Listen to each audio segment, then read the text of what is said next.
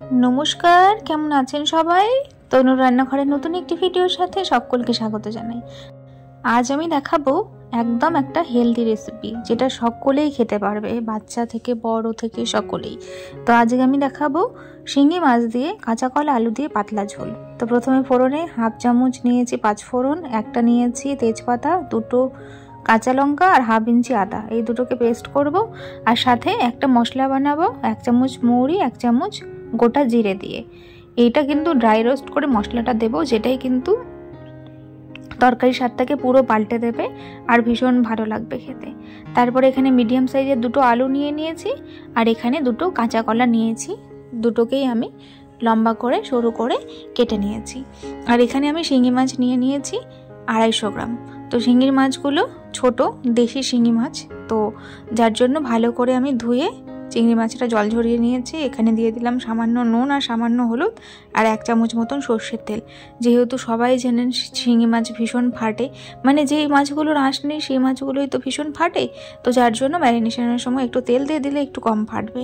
সেই জন্য আমি এখানে ভালো করে নুন হলুদ আর সর্ষের তেল দিয়ে ম্যারিনেট করে নিচ্ছি।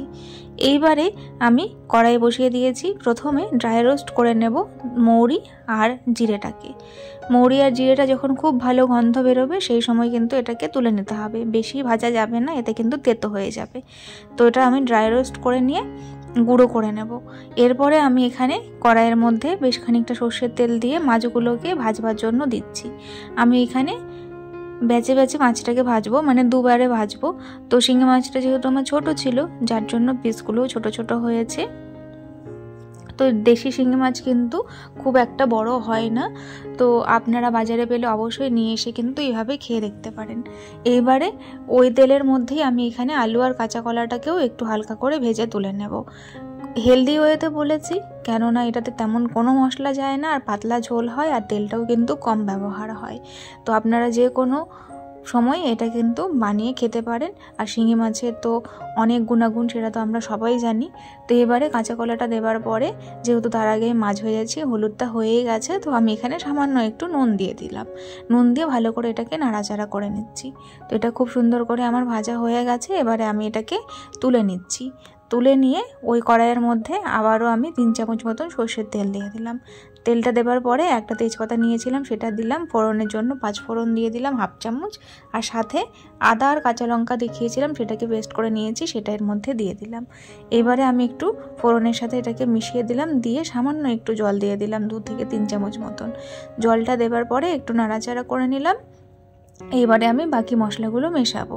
মশলার মধ্যে এখানে স্বাদ মতন নুন, 1 চামচ হলুদ আর সামান্য একটু কালারের জন্য কাশ্মীরি লঙ্কার গুঁড়ো। এটা টোটালি অপশনাল, আপনারা না চাইলে নাও ব্যবহার করতে পারেন। যেহেতু কাঁচা কলা আছে আবার কাঁচা লঙ্কা দিয়ে করছি, সেই জন্যই আমি কাশ্মীরি লঙ্কার গুঁড়োটা ব্যবহার করেছি। তো মশলাটাকে ভালো করে কষিয়ে নেব, আর কোনো কিছু এর মধ্যে আমি অ্যাড করব না। খুব কিন্তু সুস্বাদু হয় খাবারটা, অবশ্যই এইভাবে ট্রাই করতে পারেন কাঁচা কলা দিয়ে শিঙি মাছের ঝোল। তো এরপরে মশলা কষানো হয়ে গেলে ভেজে রাখা আলু আর কাঁচা কলাটাও অ্যাড করে দেব। আলু আর কাঁচা কলাটা অ্যাড করে দেওয়ার পরে ভালো করে নাড়াচাড়া করে নিচ্ছি। এরপরে আমি এখানে সামান্য একটু 1 কাপ মতন জল দিয়ে ভালো করে কিন্তু একটু সেদ্ধ হতে দেব। তো দেখুন আমি জল দিয়ে ভালো করে একটু মিশিয়ে নিলাম। কাশ্মীরি লঙ্কাটা দেওয়ার জন্য কিন্তু কালারটা এসেছে, তবে এটা কিন্তু দুটো কাঁচা লঙ্কা দিয়ে করা, এমন কোনো ঝাল নেই। তো এটা আমি 5 মিনিটের জন্য ঢাকা দিয়েছিলাম। এবারে ভালো করে এটাকে কষাবো। তো কার কার আজকের ভিডিওটি ভালো লাগলো অবশ্যই জানাতে ভুলবেন না, আর অবশ্যই চ্যানেলটিকে সাবস্ক্রাইব করে লাইক শেয়ার করে দেবেন, আর বেল নোটিফিকেশানটি অন করতে ভুলবেন না, এতে করে আমার ভিডিও নোটিফিকেশান সবার আগে পেয়ে যাবেন। তো খুব ভালো করে এবারে আমি কষিয়ে নেব। এটা এত চটজলদি হয়ে যায় মশলা করার ঝামেলা ছাড়াই, আর একদম পাতলা সুস্বাদু, একদম হেলদি। তো খুব তাড়াতাড়ি হয়ে যায়। আপনারা কিন্তু অবশ্যই ট্রাই করলে জানাতে ভুলবেন না, আর কে কোথা থেকে ভিডিওগুলো দেখছেন সেটাও কিন্তু জানাতে ভুলবেন না। আর অবশ্যই কিন্তু এরকম নিত্য নতুন রেসিপি দেখার জন্য আমার পাশে থাকবেন।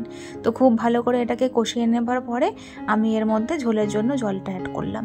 জল আমি এখানে গরম জল দিয়েছি 2 গ্লাস, বড় গ্লাসের 2 গ্লাস দিয়েছি, কারণ আমি প্রথমেই বলেছি এটা আমি পাতলা ঝোল করব, সেই জন্য আমার পরিমাণ অনুযায়ী আমি ঝোলটা দিয়ে দিয়েছি। ঝোলটা ভালোভাবে ফুটতে শুরু করলে আমি এর মধ্যে অ্যাড করে দিলাম ভেজে রাখা শিঙি মাছটা।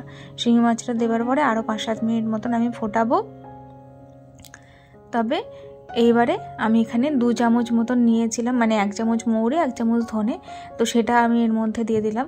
জিরে ভাজার একটা তো আলাদা গন্ধ আছে, সেটা তো আপনারা সবাই জানেন, তার সাথে যদি মৌরি থাকে তাহলে তো আরও দ্বিগুণ স্বাদ বেড়ে যায়। তো সেই জন্য এটা দিয়ে ভালো করে আমি 2-3 মিনিট মতন আবারও ফুটিয়ে নিয়েছি। আমার মাছের ঝোলটা একদম রেডি হয়ে গেছে। আমি এবারে এটাকে একটা বাটির মধ্যে তুলে নিয়েছি। কেমন লাগলো অবশ্যই জানাতে ভুলবেন না। আজ তবে আসি, দেখা হবে আরও একদিন। ধন্যবাদ।